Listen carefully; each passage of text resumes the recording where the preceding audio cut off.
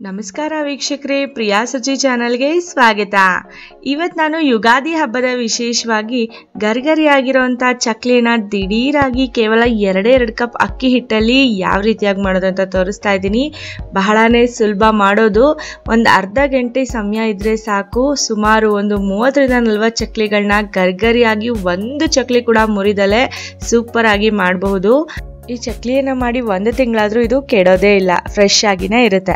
ಈಗ ಚಕ್ಲಿಯನ್ನು ಮಾಡೋದಕ್ಕೆ ಮೊದಲಿಗೆ ನಾವು ಒಂದು ಪ್ಯಾನ್ನ ತಗೊಳ್ಬೇಕಾಗುತ್ತೆ. ಈ ಪ್ಯಾನ್ಗೆ ನಾನು 2 ಟೇಬಲ್ ಸ್ಪೂನ್ ಅಷ್ಟು ಕಡಲೆಬೇಳೆಯನ್ನು ಹಾಕೊಳ್ತಿದ್ದೀನಿ.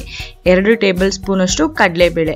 ಈ ಕಡಲೆಬೇಳೆನ ಚೆನ್ನಾಗಿ ಹುರಿಬೇಕು. ಕೆಂಪಗೆ ಬಣ್ಣ ಬರಬೇಕು ಮತ್ತು ಘಮ ಘಮ ಅಂತ ವಾಸನೆ ಬರಬೇಕು. ಅಲ್ಲಿ ತನಕ 1-2 ನಿಮಿಷ ಚೆನ್ನಾಗಿ ಹುರ್ಕೊಳ್ಳೋಣ.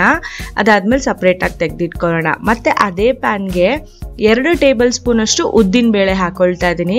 ಅದನ್ನು ಕೂಡ ಸ್ವಲ್ಪ ಗೋಲ್ಡನ್ ಕಲರ್ ಬರಬೇಕು ಮತ್ತು ಒಳ್ಳೆ ಘಮ ಘಮ ಅಂತ ವಾಸನೆ ಬರಬೇಕು. ಅಲ್ಲಿ ತನಕ 1-2 ನಿಮಿಷ ಚೆನ್ನಾಗಿ ಹುರಿಯೋಣ. ಅದಾದ್ಮೇಲೆ ಅದನ್ನು ಕೂಡ ಅದೇ ಪ್ಲೇಟ್ನಲ್ಲಿ ಹಾಕಿ ಇಟ್ಕೋತೀನಿ. ಈಗ ಮತ್ತೆ ಅದೇ ಪ್ಯಾನ್ಗೆನೆ 1 ಟೇಬಲ್ ಸ್ಪೂನ್ ಅಷ್ಟು ನಾನು ಹುರ್ಗಡ್ಲೆ ಅಂದರೆ ಕಡಲೆ ಪಪ್ಪುವನ್ನು ಹಾಕಿ 1 ನಿಮಿಷ ಹುರಿದ್ರೆ ಸಾಕು. ಇದು ಜಾಸ್ತಿ ಹುರಿಯೋದು ಬೇಡ, ಕೇವಲ 1 ನಿಮಿಷ ಹುರ್ಕೊಳ್ಳೋಣ. ಈಗ ಈ ಕಡಲೆ ಪಪ್ಪನ್ನು ಕೂಡ ನಾನು ಅದೇ ಪ್ಲೇಟ್ಗೆ ಹಾಕೊಳ್ತಾ ಇದ್ದೀನಿ. ಈಗ ಈ 3 ಪದಾರ್ಥಗಳನ್ನ ಸ್ವಲ್ಪ ತಣ್ಣಗಾದ್ಮೇಲೆ ಒಂದು ಚಿಕ್ಕ ಮಿಕ್ಸರ್ ಜಾರ್ಗೆ ಹಾಕೊಂಡು ಸಣ್ಣಗೆ ಫೈನ್ ಪೌಡರ್ ಮಾಡ್ಕೊಳ್ಬೇಕು. ಸ್ವಲ್ಪನೂ ತರಿತರಿಯಾಗಿರಬಾರ್ದು, ಪೂರ್ತಿಯಾಗಿ ಸಣ್ಣಗೆ ಪುಡಿ ಮಾಡ್ಕೊಳ್ಬೇಕಾಗುತ್ತೆ. ನೋಡಿ, ಈ ಥರ ಜರಡಿ ಹಿಡಿದ್ರೆ ಏನೂ ತರಿತರಿ ಬರಬಾರ್ದು, ಆ ಥರ. ಈಗ ಒಂದು ದೊಡ್ಡ ಅಗಲವಾಗಿರೋ ಒಂದು ಬೌಲ್ಗೆ 2 ಕಪ್ಪಷ್ಟು ಅಕ್ಕಿ ಹಿಟ್ಟನ್ನು ಹಾಕೊಳ್ಳೋಣ. ಅಕ್ಕಿ ಹಿಟ್ಟನ್ನು ಜರಡಿ ಹಿಡಿದ್ಬಿಟ್ಟು ಹಾಕೊಳ್ಳೋಣ.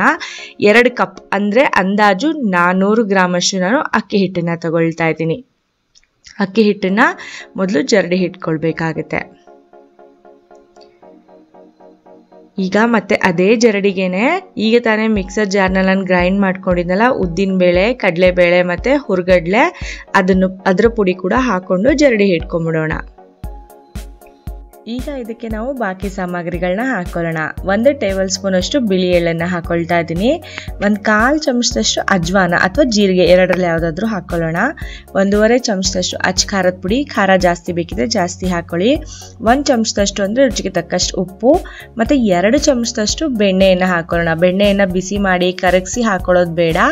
ನಾವು ತಂದಾಗ ಯಾವ ಥರ ಸಾಫ್ಟ್ ಆಗಿರುತ್ತಲ್ಲ ಅದೇ ಥರನೇ ಹಾಕೊಂಡ್ಬಿಡೋಣ. 2 ಚಮಚ ಸಾಕು, ಅದಕ್ಕಿಂತ ಹೆಚ್ಚಿಗೆನೂ ಕೂಡ ಬೇಡ.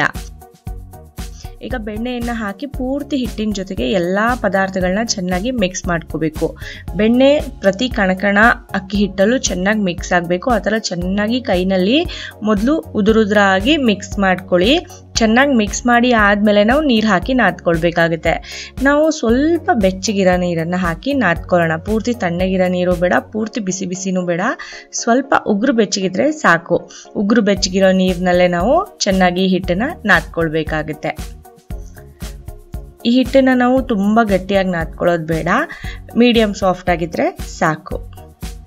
ನೋಡಿ, ಈ ಥರ ಸಾಫ್ಟ್ ಆಗಿದ್ರೆ ಸಾಕಾಗುತ್ತೆ ಚಕ್ಲಿಗೆ.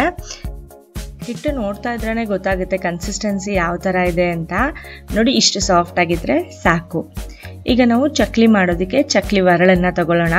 ಈ ಚಕ್ಲಿ ಒರಳಿಗೆ ಚಕ್ಲಿ ಅಚ್ಚನ್ನು ಹಾಕಿ ಚೆನ್ನಾಗಿ ಒರಳಿಗೆಲ್ಲ ಎಣ್ಣೆ ಹಚ್ಕೊಂಡ್ಬಿಡೋಣ.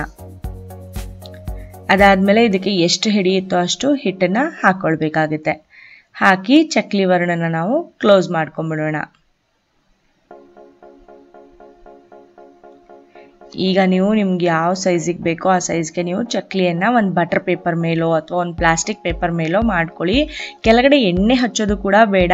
ಹಾಗೆಯೇ ನೀವು ಒಂದು ಬಟರ್ ಪೇಪರ್ ಅಥವಾ ಪ್ಲಾಸ್ಟಿಕ್ ಕವರ್ ಅಥವಾ ಎಣ್ಣೆ ಕವರ್ ಯಾವುದ್ರ ಮೇಲಾದರೂ ಈ ಥರ ದೊಡ್ಡ ದೊಡ್ಡ ಚಕ್ಲಿಗಳನ್ನ ಹಾಕ್ಕೊಂಡು ಇಟ್ಕೊಂಡ್ಬಿಡ್ಬೋದು. ಈ ಥರ ಬಟರ್ ಪೇಪರ್ ಮೇಲೋ ಅಥವಾ ಪ್ಲಾಸ್ಟಿಕ್ ಕವರ್ ಮೇಲೆ ಚಕ್ಲಿ ಹಾಕ್ಕೊಳ್ಳೋದ್ರಿಂದ ಅದು ಎತ್ತೋದಕ್ಕೂ ಕೂಡ ತುಂಬಾ ಸುಲಭ ಆಗುತ್ತೆ.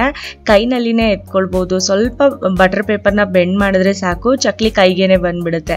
ನೋಡಿ, ನಿಮ್ಗೆ ಎಷ್ಟು ದೊಡ್ಡದು ಬೇಕೋ ಅಷ್ಟು ದೊಡ್ಡ ಚಕ್ಲಿಗಳನ್ನ ನಾವು ಮಾಡ್ಕೊಳ್ಬೋದು.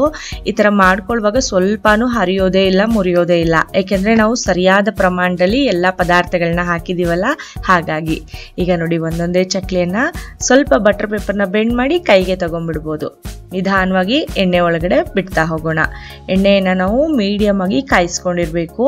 ಮೀಡಿಯಮ್ ಹೀಟ್ನಲ್ಲೇ ನಾವು ಕಾಯಿಸ್ಕೊಂಡಿರಬೇಕು. ನಿಧಾನವಾಗಿ ಒಂದೊಂದೇ ಚಕ್ಲಿಯನ್ನು ಹಾಕೊಳ್ಳೋಣ. ನೀವು ನಿಮ್ಮ ಕಡಾಯಿ ಸೈಜ್ ನೋಡಿಬಿಟ್ಟು ಒಟ್ಟಿಗೆ ಎಷ್ಟು ಚಕ್ಲಿ ಬೇಕೋ ಅಷ್ಟು ಹಾಕ್ಕೊಳ್ಳಿ. ನಾನು ನಿಮಗೆ ತೋರಿಸ್ತಾ ಇರೋದ್ರಿಂದ 4 ಚಕ್ಲಿ ಹಾಕ್ಕೊಳ್ತಾ ಇದ್ದೀನಿ.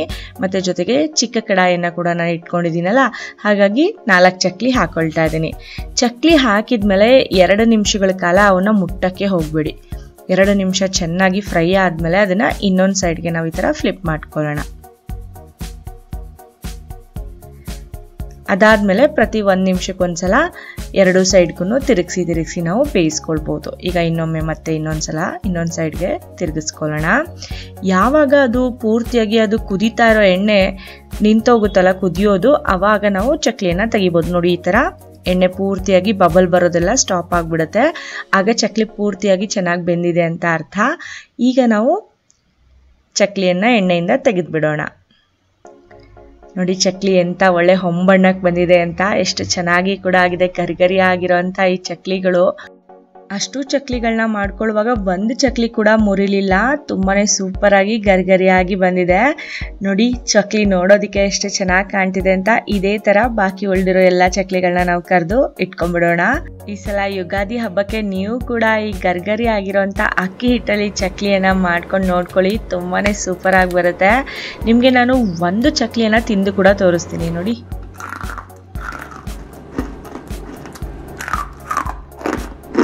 ನಿಮ್ಗೆಲ್ಲರಿಗೂ ಇವತ್ತು ನಾನು ತೋರಿಸಿರೋಂತಹ ಕ್ರಿಸ್ಪಿ ಚಕ್ಲಿಯ ರೆಸಿಪಿ ಇಷ್ಟ ಆಗಿದ್ರೆ ಪ್ರಿಯಾ ಸುಜಿ ಚಾನಲ್ಗೆ ಲೈಕ್ ಮಾಡಿ. ಇನ್ನೂ ಹೆಚ್ಚಿನ ಹೊಸ ರೆಸಿಪಿಗಳಿಗಾಗಿ ನಮ್ಮ ಚಾನಲ್ನ ಸಬ್ಸ್ಕ್ರೈಬ್ ಮಾಡ್ಕೊಳ್ಳಿ. ನಾನು ಕೂಡ ಮುಂದಿನ ವಿಡಿಯೋದಲ್ಲಿ ಭೇಟಿ ಆಗ್ತೀನಿ. ಇವತ್ತಿನ ವಿಡಿಯೋ ನೋಡಿದ್ದಕ್ಕಾಗಿ ಧನ್ಯವಾದಗಳು.